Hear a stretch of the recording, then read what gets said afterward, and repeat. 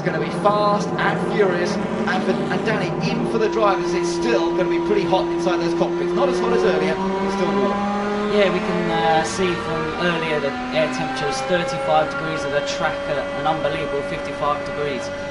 It has cooled off since then, it's down to 28 degrees, but still very, very hot. And these drivers now on this warm-up lap will have to get a lot of temperature into the tyres, into the brakes on this 5.5 kilometre circuit. But the first Lamborghini down in 9th on the grid, and we saw from the first race they had some brake problems, so this cooler temperatures now should help them. Now, what about the tyre situation? Because obviously they have to change tyres midway through this race. Do we reckon that anybody's still got new sets of tyres, or will they have to use tyres they've already run at some point?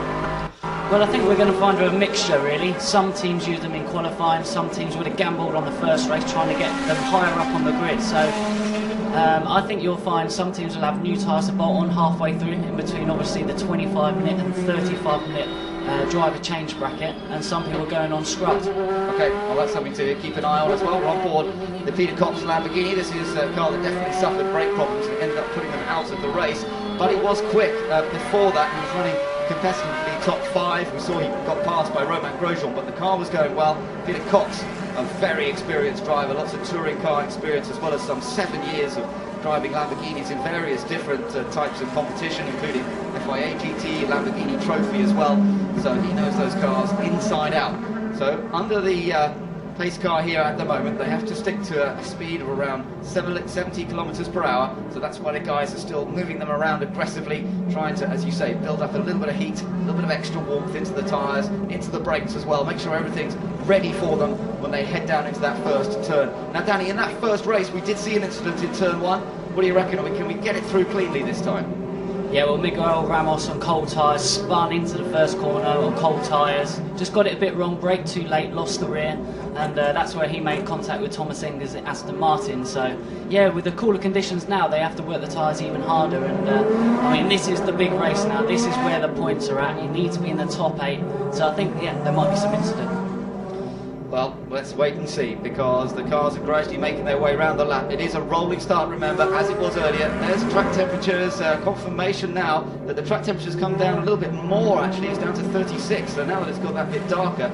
Air temperature's about the same as earlier when you mentioned it. That's at 27, and 50% humidity. It's a very pleasant evening here in Abu Dhabi. They're passing beneath that massive hotel, wonderful structure, this 5-star hotel, those diamond-shaped panes of glass, creating what they call a grid shell, and all lit up by these fully colour programmable LEDs as well. Looks absolutely magnificent. Now we're getting ready for the safety car, the course car, to come into the pits.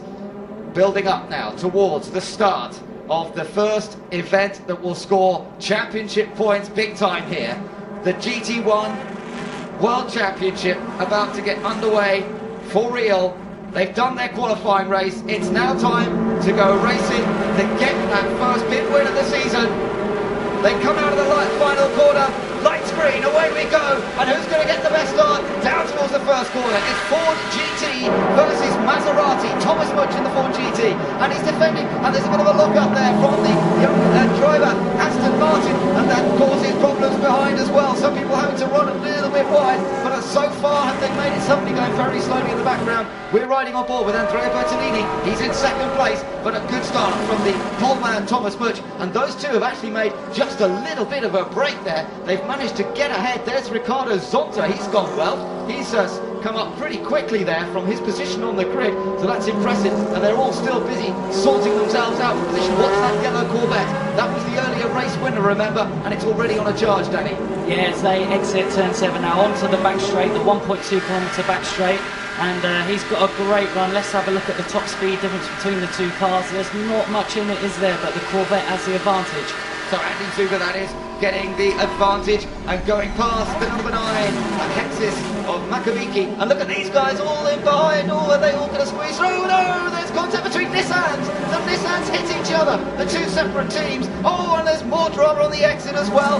There goes Clivio Piccioni in the number 10, Aston Martin. And oh dear, the number 3, that was Carl Wendlinger in the number 3 Nissan that sort of was involved in initiating all that with one of the other Sumo Power Nissans, and that is not what they wanted to see. Meanwhile, coming through Enrique Bernoldi with the Vitaphone Maserati, he's got to the front of that little queue and he's gained some very useful places as a result. Well, we thought they would be trying hard, and they certainly are. Also in there as well is the Mad Croc Corvette with Xavier